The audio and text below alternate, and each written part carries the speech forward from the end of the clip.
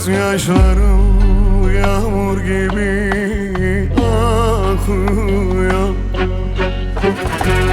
Bu hasretlik yüreğimi yakıyor. Kimse garip hallarımı bilmiyor.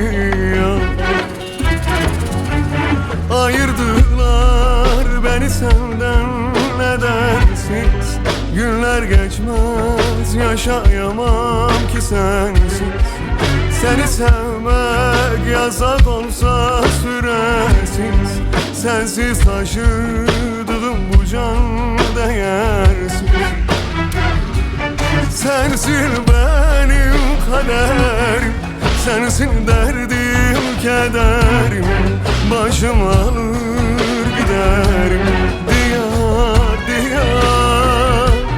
Eller ne derse desin, vazgeçemem benimsin. İsterse ölüm gelsin diyar diyar. Sensin benim kaderim, sensin derdim kederim. Başım alır giderim diyar diyar. Eller ne derse desin, vazgeçemem benimsin. İsterse ölüm gelsin diyar diyar.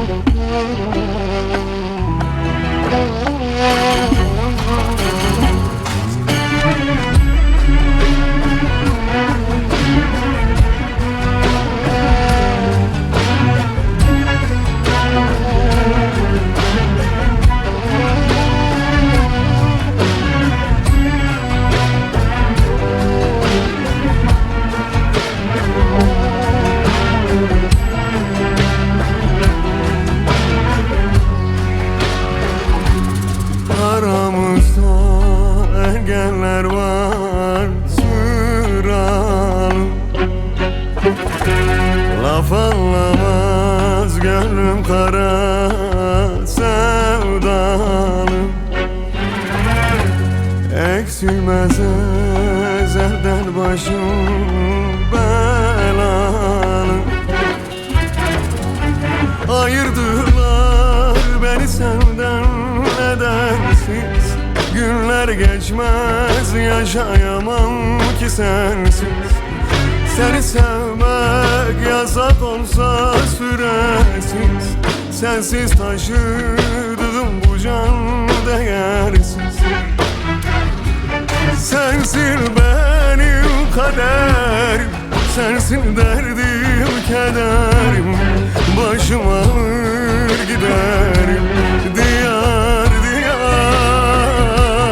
Eller ne derse desin, vazgeçemem benimsin. İsterse ölüm gelsin diyar diyar. Sensin benim kaderim, sensin derdim kederim. Başım alır giderim diyar diyar.